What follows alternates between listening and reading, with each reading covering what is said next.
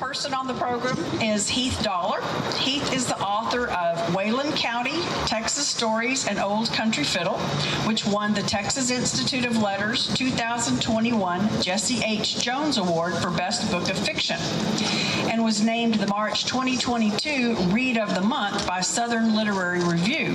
He has won the Texas Observer Short Story Contest and the Gary Wilson Short Fiction Award, as well as been named a finalist for the K. Catarula Award for Best Short Story.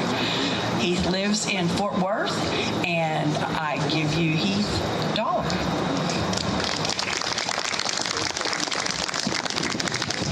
Good evening, and thank you all so much for having me out here in Live Oak County. I'm very happy to be with you all tonight to celebrate the works of J. Frank Dobie. I first learned of J. Frank Dobie as a student at Southwestern University in Georgetown, Texas, where I used to enjoy sitting on the big limestone porch of the building where J. Frank Dobie once lived. And tonight I wondered about what kind of stories he and his friends must have shared together on that porch more than a century ago. I imagine them laughing and joking and having fun. And when I think about it, perhaps the stories they were telling each other, stories they might very well have first heard beside a campfire, or something like the pioneer folk tales you're about to hear now. More than one Texas youngster who pouted at the food set before him was met with the parental injunction to help yourself to the mustard. The injunction was derived from a tale common enough in stagecoach days. As the tale went, the traveler from the east alighted from the stage one day to get dinner at some remote stand. He was confronted by the rough and ready fare, the Mexican frijoles boiled with sow belly, a pone of cold bread, and to one side, a pot of mustard. The Easterner shoved the dish of frijoles and salt pork aside with something like contempt and did not even look at the bread. "I want something to eat," he announced. "Well, just help yourself to the mustard," the stage driver cordially replied, and the phrase became a byword of the ranges. The story has variously been told in print. Carl Rott of El Paso tells it thus. One night, the stage driver to Berea Springs had two very fastidious passengers coming from El Paso on their way to civilization. They were exceedingly irritable from their journey across the country.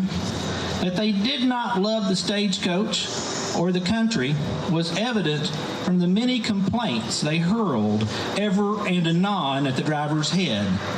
Finally, they requested the driver to awaken them for breakfast and went to sleep. They arrived at Berea Springs at 2 o'clock in the morning. "Breakfast!" shouted the driver, shaking and kicking them. The men tumbled out, stiff and sore from their long journey, and went grumbling into the stage stand quarters. Inside the stage stand, a tender brought out a pan of beans, dry, not very well cooked, and rattling in the pan. "I can't eat beans," said one of the men in disgust. "I am a victim of dyspepsia. I just can't eat them." The cook then served them with bacon, fat and juicy, which he slammed down before the guests indifferently. "Bacon?" exclaimed the other passenger. "Why, whoever heard of one eating bacon so early in the morning? It doesn't agree with me this early." "Well," retorted the driver, snatching up a bottle from the shelf, "here's some French mustard. Eat that, damn you." Really, the story might well be included in a chapter of the folklore of stage drivers, which someone should write. It can hardly be understood without an appreciation of what many of the stage stands were like. Frank Root, in that excellent and now almost unprocurable book, The Overland Stage to California, gives some illuminating facts and also another version of the mustard story. At one of the stations in southern Nebraska, he says, where we stopped one night for supper in 1863, the men about the premises had been butchering hogs that afternoon. Soon after supper, I was invited by one of the stage boys into the back room to see the hogs that had been killed and split open. I was not a little surprised and at the same time amused to find the half dozen or more hens quietly resting on the sides of the porkers. Whether there are other hens about the premises roosting on the meal barrel, I did not take time to determine, presuming that the good-natured ranchman, proprietor of the station, had obeyed the injunction of the traditional Hoosier farmer who, the last thing before going to bed, invariably gave explicit orders to have the backs of all the chickens turned to the wall. Fried bacon and ham were a regular standby at most of the stations on the upper Little Blue and the Platte. Some of the stations were indescribably filthy, even for an overland station far out on the frontier. One passenger, who evidently had not roughed it much on the plains, sat down at the table with a half dozen others, and at once commenced complaining that there was a good deal of dirt, etc. The landlord, who at the time happened to be standing behind him, at once spoke up. "Well, sir, I was taught long ago that we must all eat a peck of dirt." "I am aware of that fact, my dear sir," hastily responded the passenger, "but I don't like to eat mine all at once." A great many of the stock tenders out on the frontier who lived between home stations kept bachelor's hall and lived by themselves.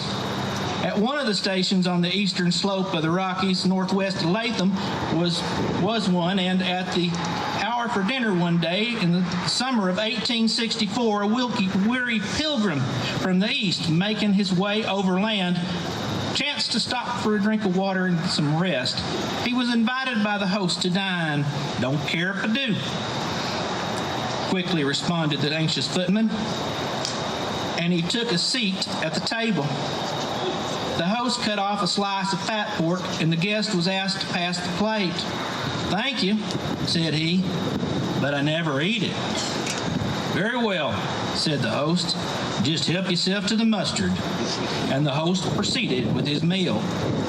It happened that fat pork and mustard comprised the entire list of edibles then in the stock tender's house, and he offered the guest the best he had.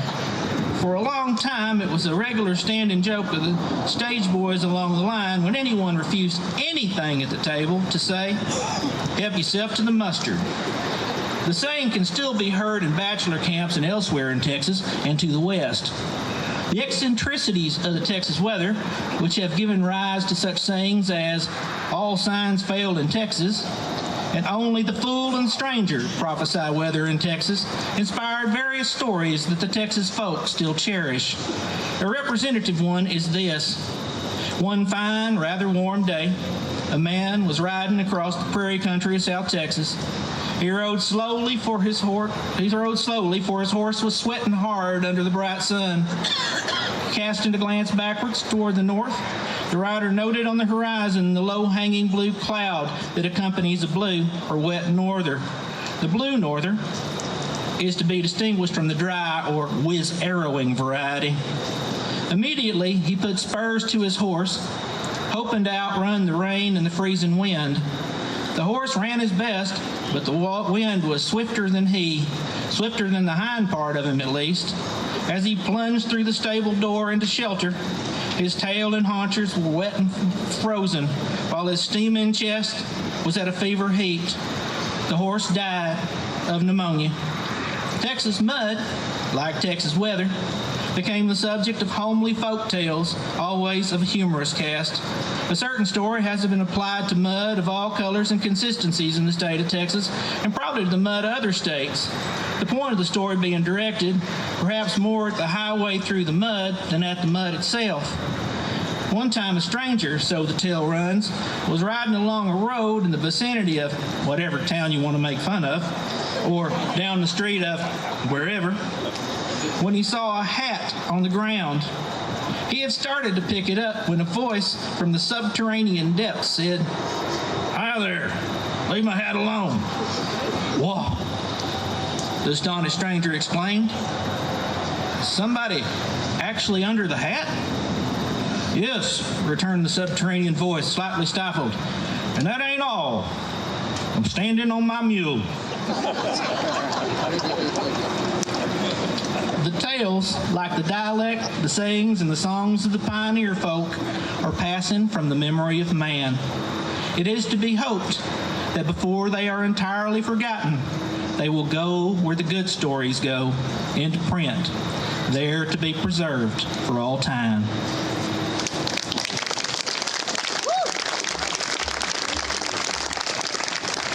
Standing on my mule. Standing on the mule.